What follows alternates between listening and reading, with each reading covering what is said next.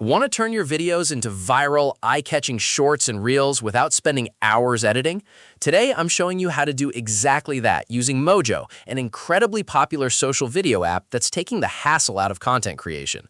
If you haven't heard of it, Mojo is a dedicated mobile app for iOS and Android designed to help small businesses and creators make stunning social content.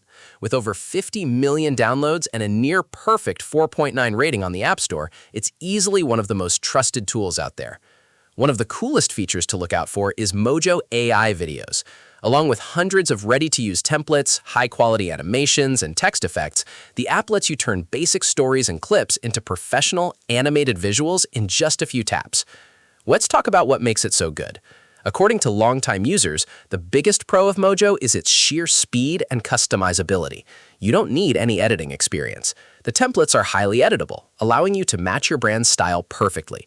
Creators love that it makes their videos look like high-budget professional ads, saving them hours of manual editing.